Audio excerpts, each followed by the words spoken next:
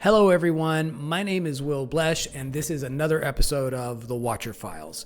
Now, long ago, ancient texts talked about a war in the heavens, gods battling over the fate of the earth, wielding weapons so advanced that they blurred the line between miracle and machine.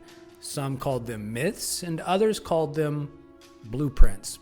Today, I don't think that we need clay tablets to find those weapons because, according to Charles McNeal, who is a UFO whistleblower and former three-letter agency recruit that we've been conducting a 3-part interview series with, we've been building these weapons for decades, not just on the Earth, but also on the Moon, on Mars, even on massive off-world ships that make Star Destroyers look like dinghies out, bobbing away in the ocean.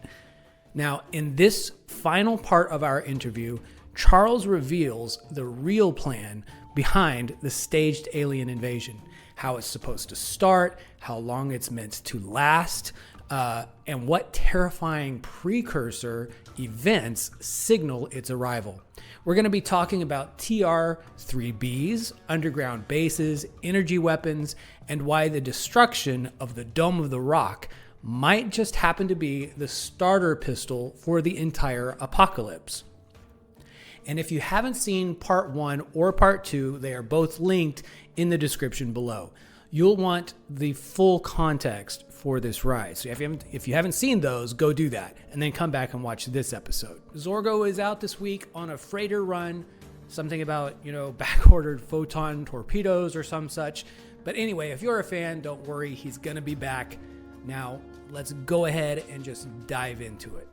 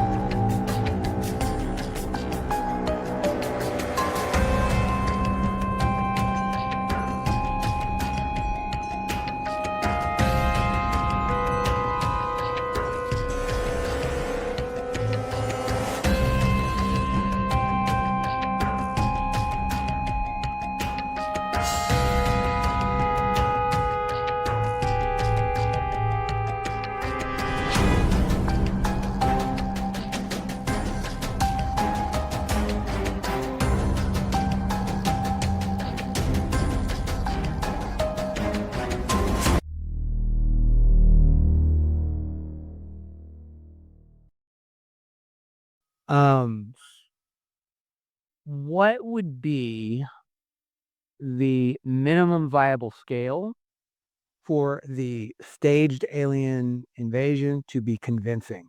Like, would the staged alien invasion, I need to come up with like one word for that because saying staged alien invasion over and over again, sure, like seems a little bit repetitive. But anyway, this staged invasion, would it need to be, only in one city? Like there's just like this massive attack in Tokyo or a massive attack in Moscow or New York or Paris or something, or San Francisco? Or would it need to be on multiple continents? Would there need to be persistent global incursions, like, over and over again over a set period of time? How, according to what how is that supposed to play out? It's the entire world minus Antarctica. Antarctica is off limits to aggression from us. And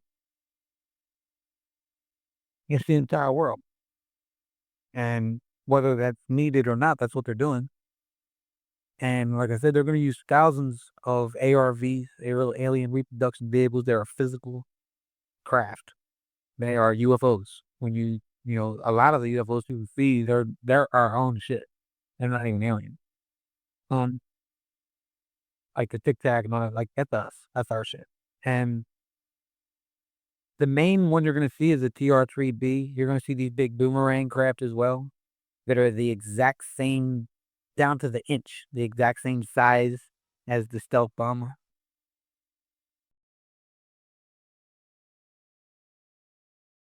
And there's a reason for that. And you're going to see triangle craft, like pyramid shapes, and you're going to see acorn craft, and you're going to see spherical craft, and you're going to see disc craft. But the main one you're going to see is this triangle TR3B. It's got a light on each end of the triangle itself. And you're going to see a big ball of light in the middle of it. And those are scary looking. They can be big, they can be small, and they maneuver quite well, and they're weaponized, and they can traverse interdimensionally. Now there's like 5-6 generations of those things, and then that one was finished in '79. That was our first real actual ARV besides the Tic Tac, and that's the main craft you'll see, and so there'll be thousands of these ARVs, and then they'll use Lionesses. I'm sorry to hold on just one sec. I'm sorry to interrupt, but what is an ARV? Like you said, it's a something reproductive vehicle. So an what? alien reproduction vehicle. Okay, alien reproductive vehicle. What does that even mean? Okay, you see how these guys are going into Congress saying that there's been crash retrievals and reverse engineering of alien craft? Yeah, like David Grush. Exactly. The craft that we created from the reverse engineering program that he talks about, that's the actual classification in the files. It's called an alien reproduction vehicle, an ARV. You're reproducing an alien. Okay, I'm sorry you cut out. Can you say that again? I said it's called an alien reproduction vehicle because you're reproducing an alien vehicle. But it's way more involved than that, way more complex. An alien involved than what David Grush even said. And I was telling Congressman Rosen about that when I brought up David Grush, and I hope to speak to David soon. But I was saying that, we didn't just go straight from a craft to an ARV. We had these things called flying disc simulator that we built first. And they were powered by electricity because we knew that that technology that was nuclear based still was creating an artificial electromagnetic field around the craft. And what that did was allowed you to set it at the opposing polarity of the Earth's natural electromagnetic field and gravity itself. So what you did was you added it's like taking two magnets, you put them together, they stick. You flip one of them around to the opposing polarity, and what they do, it repels from each other. Now imagine if one of those magnets is the Earth and its gravitational pull, and the other one is an artificial gravitational pull that can be controlled with pitch and volume and output, right? And you have that technology around you. That's what it's required, and you can create that with electricity, but it won't last that long.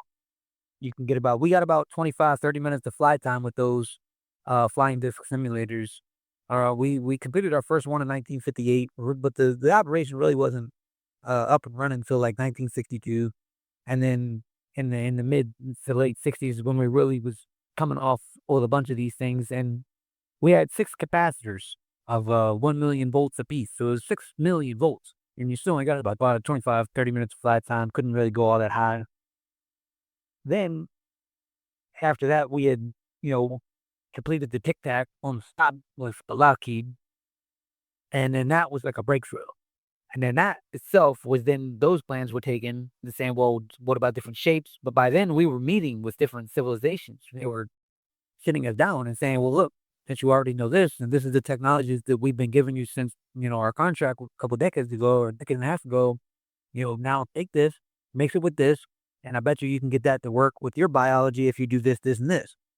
Sometimes it works, sometimes it didn't. Then we tweak it, and then it would work. And then by 1979, we built our first TR3B. And then after that, throughout the 1980s, is when we had all the breakthroughs with scout crafts and the boomerangs and all these other things. So now we figured it out.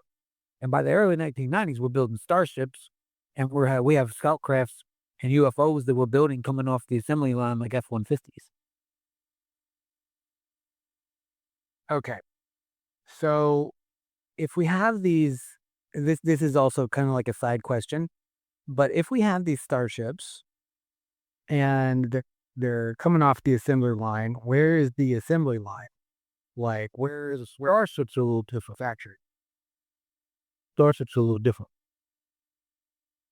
So the first one was built at the Nevada test site. That was the USS Solar Warden. That was built in the 80s. And it was done by 86, 87. Our other starships after that were built in space. And specifically on the moon at Lunar Operations Command. We also have bases on Mars, or a base on Mars, a subterranean joint base. And there's other celestial bodies throughout our star system that we have bases on, or FOBs on, forward operating bases that are part of a larger base that belong to somebody else. It's like having an embassy in another country, basically. And we build stuff there. And nowadays, our large starships, they get built off world. We also have at least one that I know of that is on loan from ETE-2, which is an enormous ship. It's miles and miles long. It's a circular, like more of an oval circle craft. And it's humongous. You could build cities on the inside of that thing. And I think that's actually the craft that this so-called comet thing actually is, because there's no hostile alien species that could even come. Now, GFL is here and everyone else is here. It can't even come. So that's definitely not no hostile alien craft way, but that is the narrative that I said that they would be pushing a year ago. But the point is, these craft get built off world now, but the scout crafts they still get built here and off world both. The little scout crafts, they're not, they're easy to build subterraneously, and then just open up the hatch doors and take off. We also have bases under the ocean that we use that same artificial electromagnetic field around the base that repels gravitational pull. So you're also repelling water pressure. That's why these craft can go to the bottom of the ocean and not feel any water pressure or get crushed, because it repels all of that type of gravity.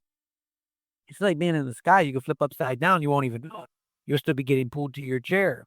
Your drink is right there beside you. If you had one, hypothetically, it won't spill. You just flip upside down and you wouldn't even know it unless you're the pilot that did it, or there was a translucent wall to look outside. And I say that because they have those.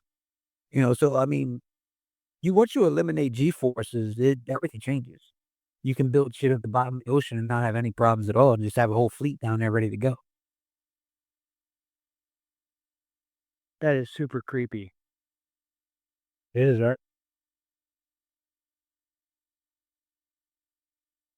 Really awesome if it's, like, if everything that you're saying is true, then the idea, just the idea that we have that kind of technology is inspiring, but it's also infuriating that it's been kept from us. But it's all, and then at the very same time, it's creepy as hell because, these basically the bad guys have the technology, and the everyday normal person is being treated like we're a bunch of ignorant monkeys that don't deserve to have this technology. And we don't deserve to have the good life. We deserve to basically die off and bow down and whatever, right? That's what it sounds like, and it's just really infuriating, honestly. And that's the same cascade event that I was talking about yesterday. Same one that I know Bob Azar had, same one I had. When you finally find out, not just hear about, like I'm telling you, but when you see it, When you see these classified files that are held, they're classified for a reason, not to their lives, right? They're kept from everyone for a reason. When you see these and you see the pictures of things and the slides of, these things in operation and, the technical breakdown paragraphs and, even Carl Sagan's signature on certain things and Dr. Menzel's signature and even, just different people and you see these entire interrogations, of extraterrestrials and these transcripts and these whole breakdowns of how things work. And then you're verbally getting the breakdown as well. And you're seeing all this and all these clearances. It just hits you like a ton of bricks. Like that doesn't even cover it. Like it hits you like a 747 would if you stood in front of one of that, hovering 10 feet, 20 feet in the air to where the nose of it would hit you at full speed as it tried to land, dude. Like that's how hard it hit you times a million. When you realize, wait a minute. So you're telling me we've had GMS technology perfected, genetic manipulation surgery technology perfected since the early 1990s. So you're telling me my grandmother didn't need to die. You're telling me that my stepfather, Ivan Brosford, Senior Chief retired United States Navy, you telling me he didn't need to die of that cancer. You telling me that the love of my life doesn't need to go through anything if she ever does. You're telling me that everybody that's ever died from any sickness, COVID, cancer, diabetes, even dementia, you're telling me nobody had to go through that. Not one person since the early 1990s had to go through that. And the only reason why they did is because you said it's not time yet. You're telling me that every dollar that we struggle with to pay our bills with, that we stress about to the point where it causes us a heart attack. You tell me I didn't have to pay $1 in gas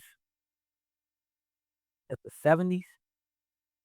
You're telling me that I don't even need to pay for electricity because we have unlimited supply of what's called particle vacuum enhanced energy devices, something the size of my hand can power an entire city and never run out and never need recharged? Are you telling me we've had it since 1947 and we perfected it since the 1980s? Really? That's what hits you. And you want to talk about infuriating. That shit's infuriating. And that's why I came forward after Surfside Florida happened. When I watched them use those 5-gallon plastic buckets. That's what did it. We have technology to lift up all that debris within minutes and save everyone that survived the initial collapse that are in these pockets. But instead, you spend 2 weeks with $5 buckets and a human chain of arms and everybody fucking dies. That's what changed. That's what changed for me. I said, I got to say something. This is bullshit. So not only am I saying it there, I'm telling you how it works. I'm telling you where it's at. I'm giving you the address to go get it. Everything Congress says they want, I'm been given. But I can't get their attention. Go figure. Okay, so that actually brings me to another question. Like, say you're not ever going to get Congress's attention, okay? Politicians are politicians, and there's jokes about them for a reason. Jokes about who you're hooking them out. I didn't hear you. I was basically saying, say that you never get Congress's attention, right? They are politicians, and politicians have jokes about them for a reason. So say you never get attention, who would you talk to, and like what strategy or tactic or whatever would you push for to have people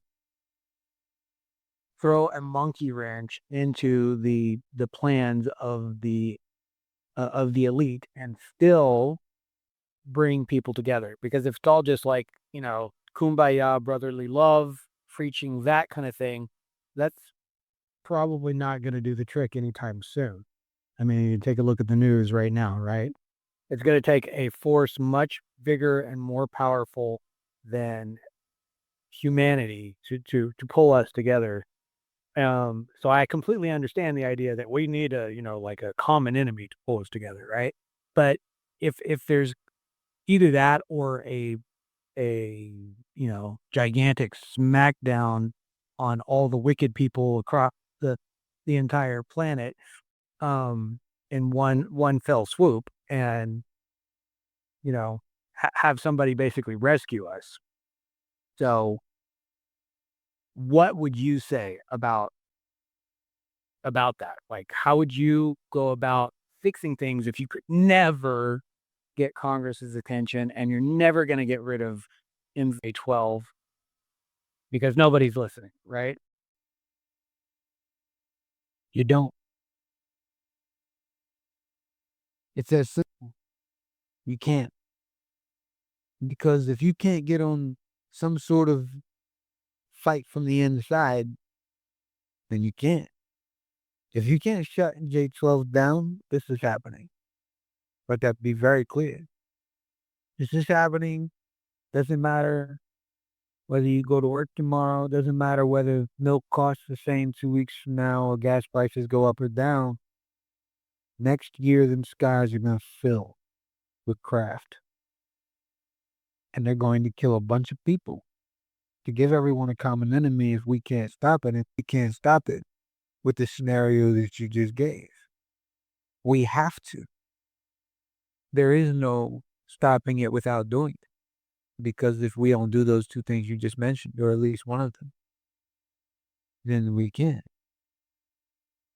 We need to give them a common enemy to fight. But their common enemy is not alien or fake aliens. It's not each other.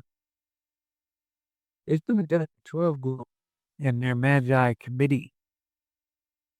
And they're now known as the Zodiac group. Like I always want to stress to people, this is not some secret society, This is a classified group of people that you're not cleared to know exist.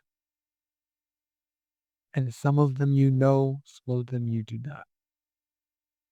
And I'm telling you that if we don't stop, it happens. That point blank.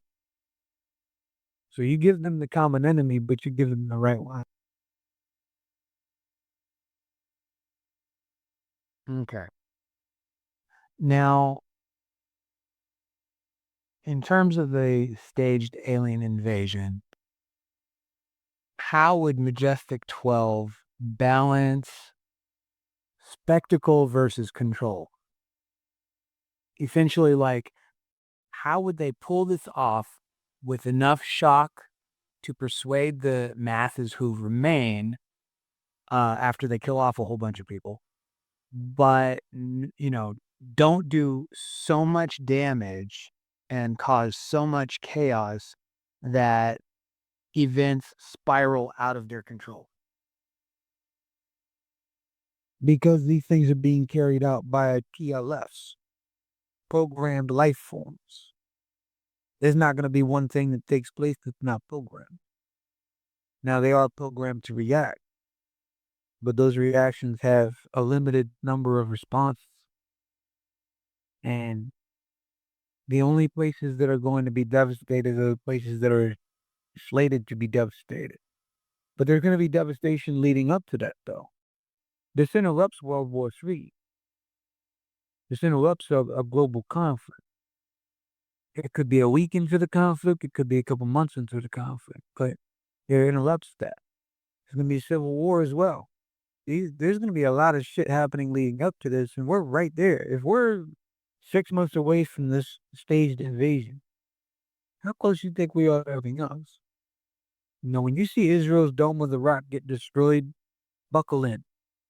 Because that's one of the precursors to this timeline that is classified script. A few things already took place. And a few things are more left to take place. And that's why I released those precursors. So when they happen, I could say, see? And, only my followers have been paying attention to that though. So I guess what I'm saying is, there's going to be, well, I'm just going to say, there's going to be at least one Tsar Bomba. Sorry, I'm sorry, you totally cut out. Can you say that again? There's going to be at least one Tsar Bomba that gets detonated here on Earth before this staged invasion. Do you know what that is? No. There's about 3,800, or is it? I will just say 4,000 so I get the number right. About 4,000 times the size and power of the nuclear bombs that got dropped on Hiroshima and Nagasaki. It's Russia's nuclear weapon. Okay. And we have shit like that. But as far as publicly available, publicly known, the Tsar Bomba is the most powerful nuclear weapon in the world.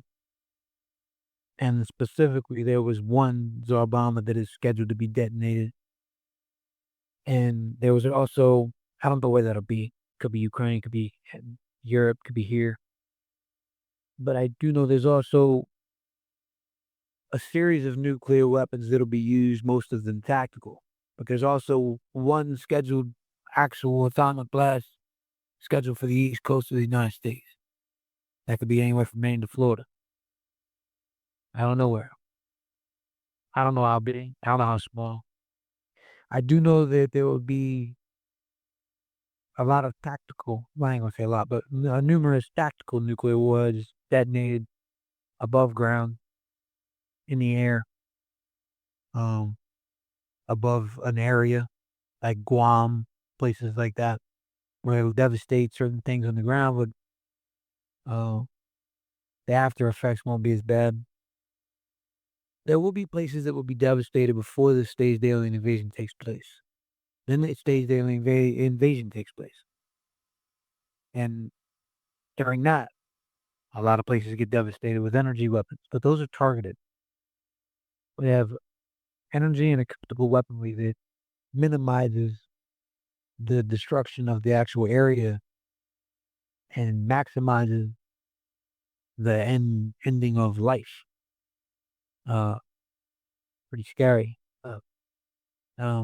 We have additional energy weapons that have been referred to in files as the E16s, E17s, E7, EHEs, and a few others. Type of bombs. They're like energy bombs almost. Those are pretty crazy, and they won't be used. Those are like planet killers almost. They won't be used. We don't have to worry about that. But these microwavable, I guess, microwave technology weapons, energy weapons, particle beam weaponry, and acoustical weaponry. That's what'll be used. And you can kill people inside of a building without even touching the building.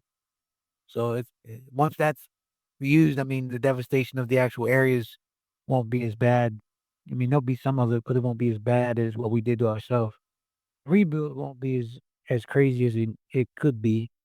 And like I said, we'll have technologies and what the same technologies that we use to build pyramids and stuff and the build entire cities made out of stone and stuff within days.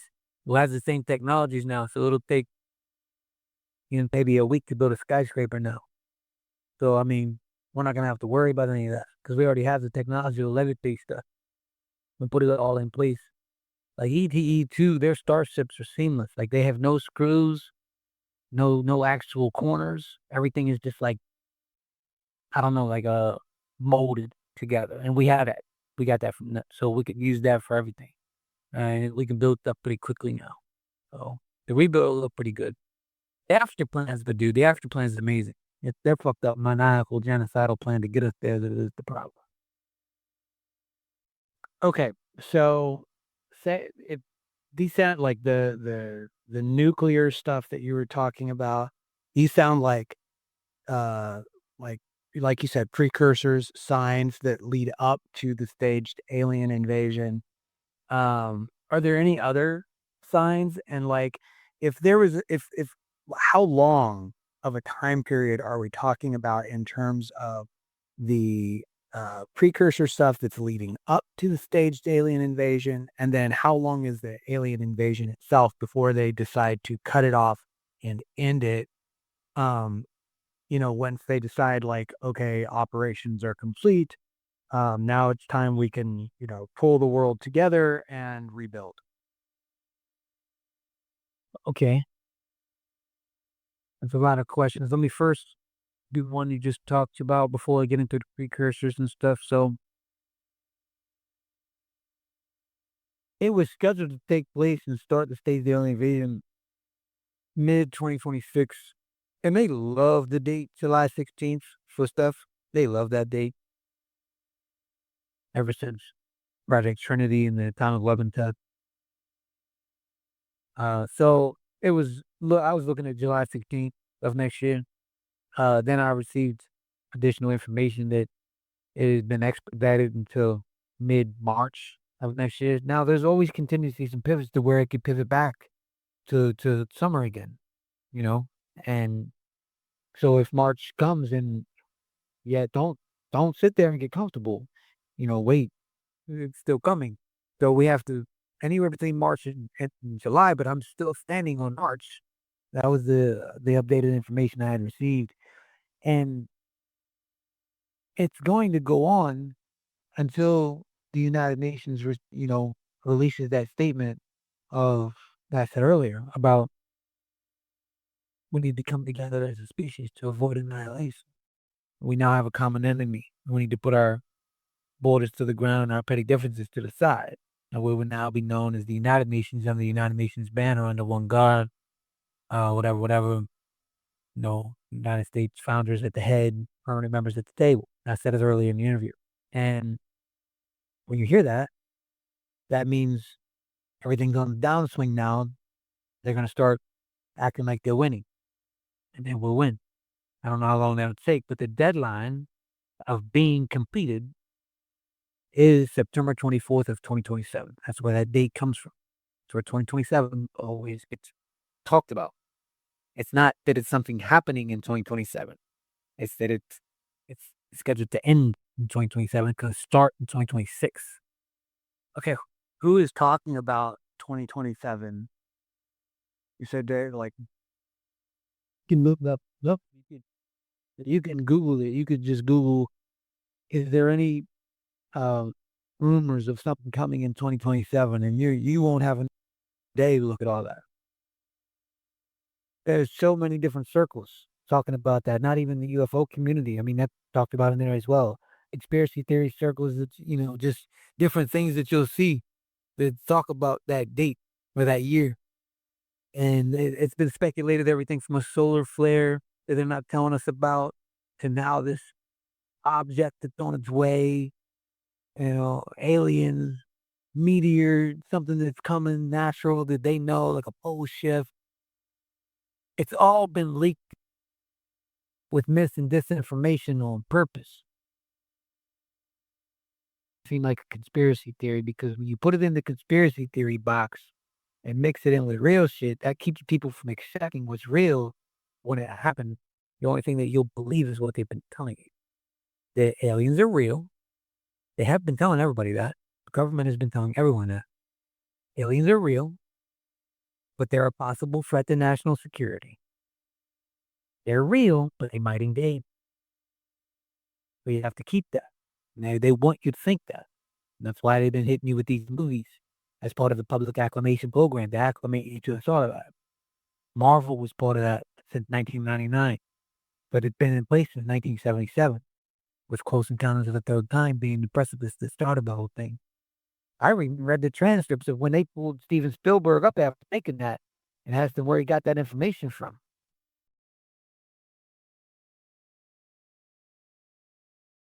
That he put at the end of the movie, because that was a real event that he depicted. It just didn't take place at Devil's Tower, and it was a little different, but there was details that he put in there as Easter eggs that if you knew, you knew. And there's no way he would have known that. So I read the transcripts of that debriefing and how he came up with the public acclamation program at the conclusion of that. And he held it. Steven Spielberg was it. I would love to have him on a polygraph. But, and there's nothing wrong with that, by the way. A lot of that stuff he does is good. But when you push that narrative inside of it, that's bad. But the point is, you know what I'm saying? The precursors. Before I get into the precursors, did you have any questions about what I just told No, go ahead. you? So last year, last summer and last fall, I decided to release these precursors, as they're called, in these files, specifically special operations manuals, uh, the Psalms, as they're called. I think only one Psalm has ever been leaked. One, there's hundreds of them. So there's hundreds and hundreds of them. And they're called staff documents, MJ12 staff documents internally. In one of these documents, not super thick, but it listed these precursors that are like announcements. So you didn't have to like just get on a communications device and contact somebody and say, hey, time to go to the next stage. These precursors were put in place. Now, the final script that was put together during the first Reagan administration. And that's what I got to see. I also got to see the older ones from the 70s, the late 70s, all the way down to the early 70s. And talk about the early, mid 60s, the late, mid to late.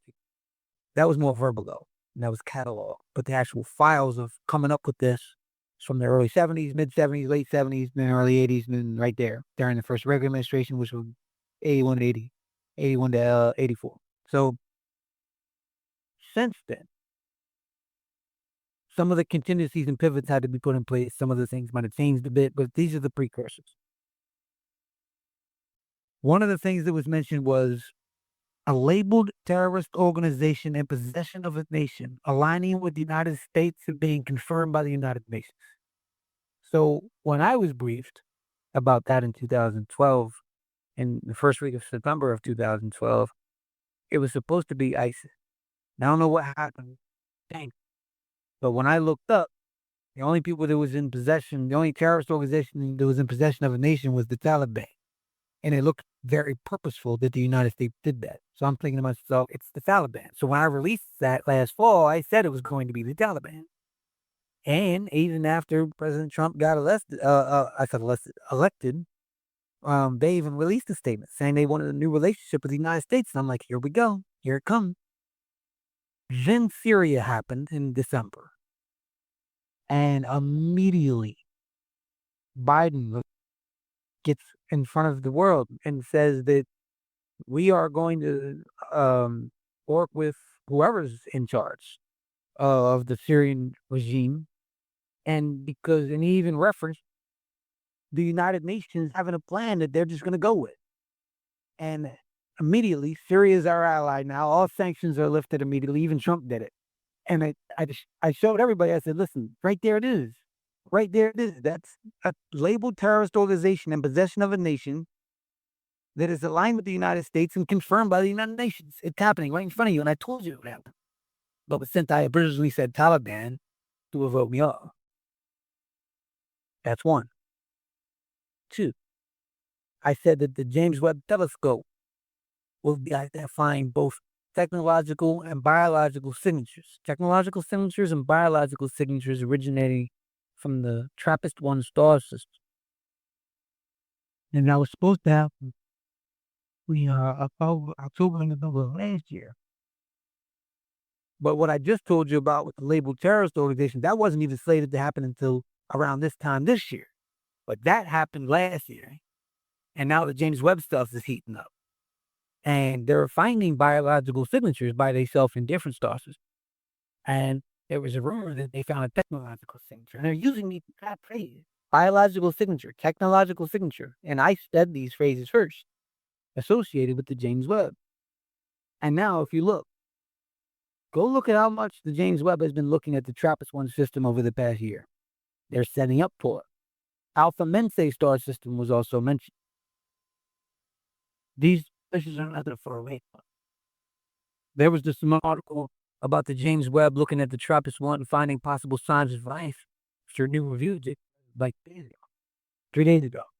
And this is purposely being put out there. They're going to say we found a technological signature and a biological signature together, which is proof of alien life. That's proof of intelligent alien life. And that's what they're going to be doing. Because they need to do that. They need to do that as part of this narrative. So that was another precursor. I also told people, you're going to see them come forward. I said this last fall. You're going to see them come forward and put their technology on display after the contract runs out September 24th of 2024. Yeah. And immediately after the contract runs out, what happens? New Jersey drowns. And that spread all around the world. And they put that technology on display. I told everybody that would happen. It happened. Also, another precursor I said was going to happen last fall. Last summer and last fall, really.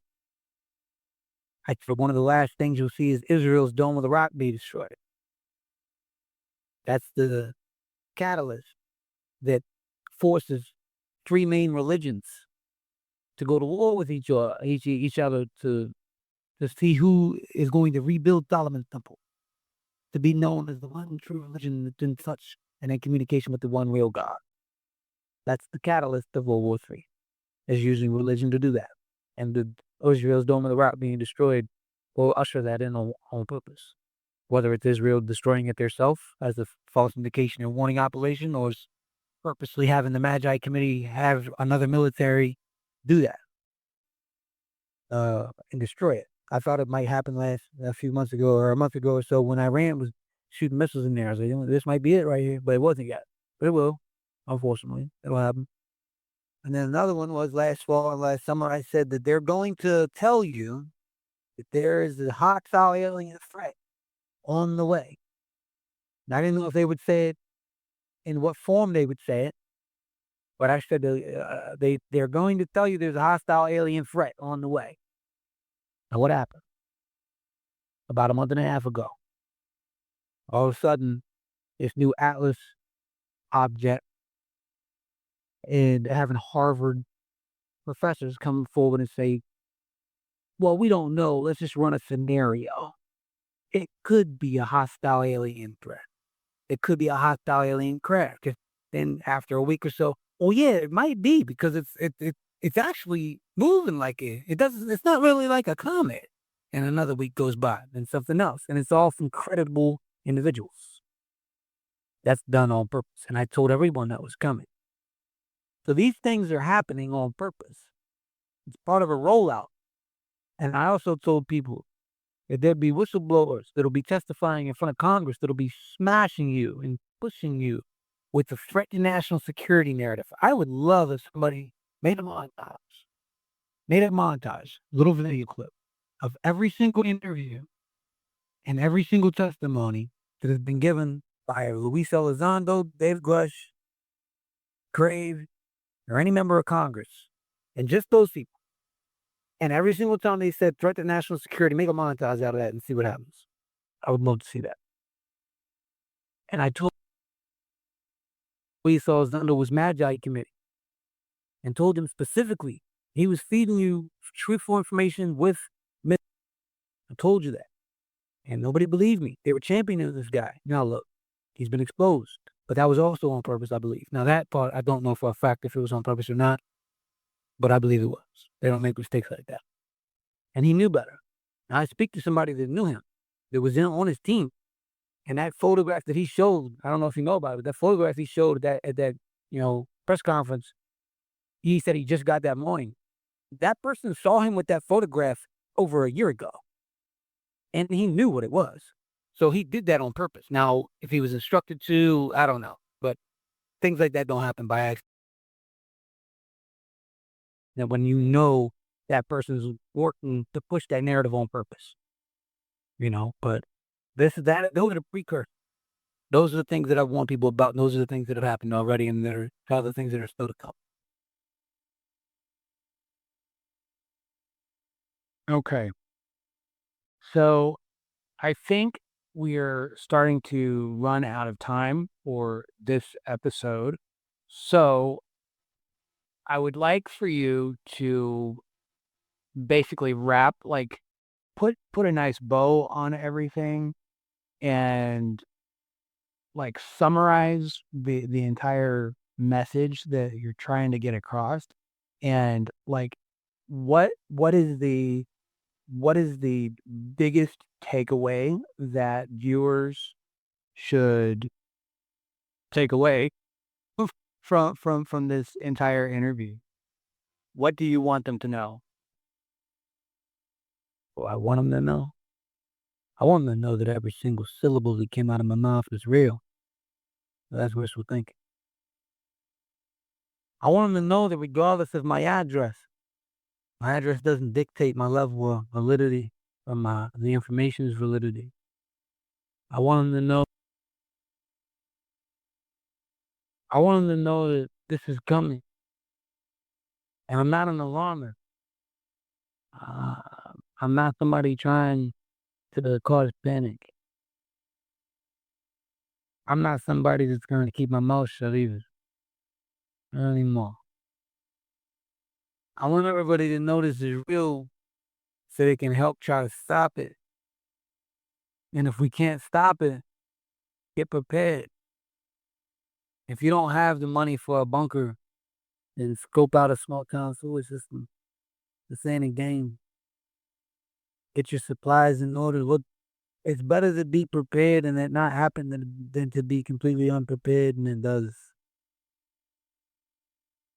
Every single FEMA camp that's completely empty and has been completely empty since they've been built around the globe, specifically in America.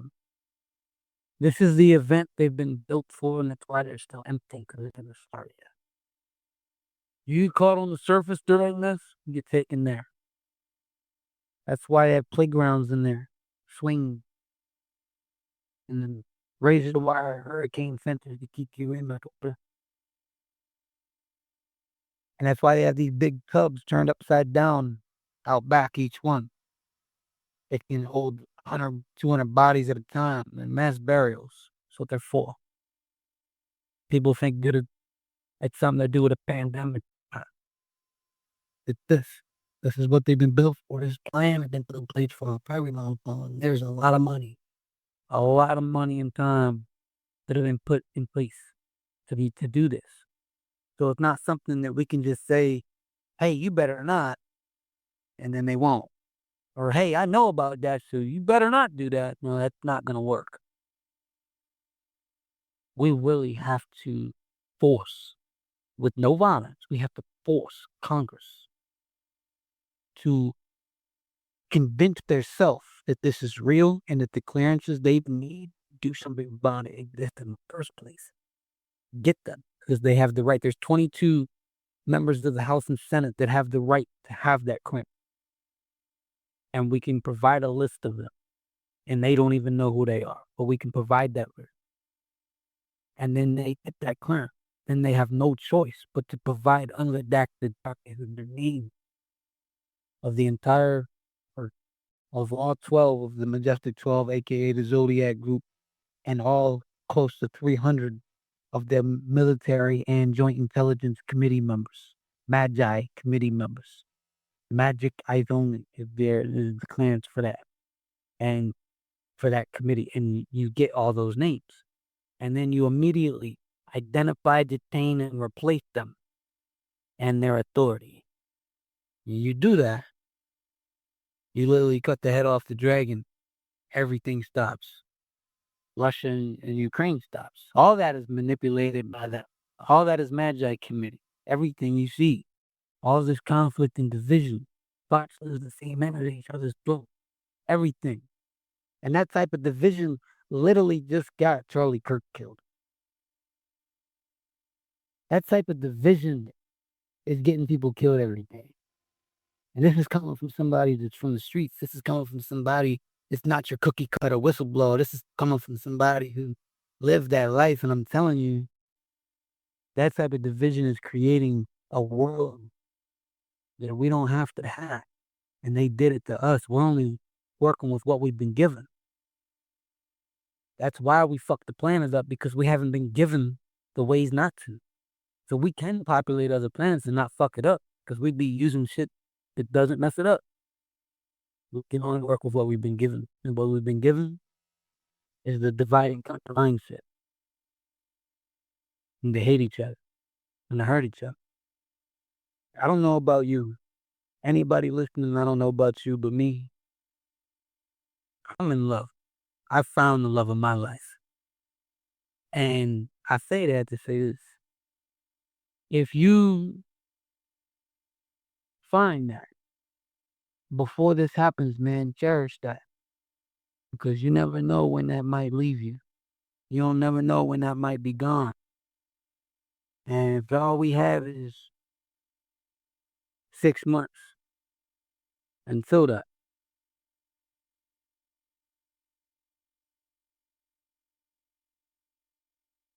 All right.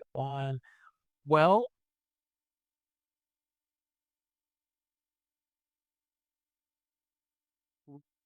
yeah, I was just saying, I thought, okay, I just named it. I'm saying, that's all we had. Then do something about that, man. Change it. Do something about it. Stand with me. If you want to see all my releases in their detail, you can go to my X page, Twitter page, whatever. I don't care if you like Twitter. I'm not on there because I'm Republican or Democrat or any of that shit. I'm not a Elon Musk fan or enemy. I don't care. I'm beyond partisan. I'm just telling you, at Treefold24, at Treefold24. That's my page. Check that out. I don't care if you follow it. Follow it, don't follow it. Just check it out. Go to the highlight section. You can read my whistleblower document also in my highlight section, or you can read the rough draft copy you'll find typed up at acclimatenow.com. Either way, that reveals about 30%. And everything was on my X page. I've done podcasts, interviews, spaces. A lot of it's on there. I'm trying to put together this docu-series. I can get it out to the people that don't even think about this subject. I'm just trying. I think I can think of. So, with that being said, love the ones around you. And do what's required to make them want to stay around you. Love each other, man. All right, Will. All right. Well, that I think the love each other is definitely something that everybody does need to do. This world definitely needs a lot more love than it's got. I think the love of many has really grown cold, and we need something to set fire to our hearts, and to draw us close together in terms of loving and caring for one another. That and like whether anybody agrees or believes anything else that you said, that by itself uh is worthy, you know? So thank you. Okay. Couldn't agree more with that. All right, Charles. Again, thank you so much for participating in this episode of Watcher Files. I definitely would like to have you come back for more. This particular episode, I am pretty sure has so much content right now that I'm gonna actually end up having to split it into 2 different episodes already. But I know that you've got tons more, and I definitely want to talk with you more. So I hope that you will agree. You don't have to do it right now, but I hope that you will agree to come back again for more conversations. I had a great time. There's definitely a lot to think about and to really, like mull over and consider. And each one of us is going to have to decide whether or not, what you said is personally impactful enough to believe what you said and then act upon it. But it's worth thinking about. So thank you so much. And yeah, I will be in touch with you a little bit later. Well, I'm interested in doing, I will, and I'm definitely interested in doing more episodes after I see how this was put together. And I'm sure I believe in your presentation, or we wouldn't even have done this. I really believe in the authenticity and integrity of your approach. I want to thank you for having me and reaching out to me to get this done. And I thank I want to thank my manager yesterday. He took to help us at that last minute to try to help us get through.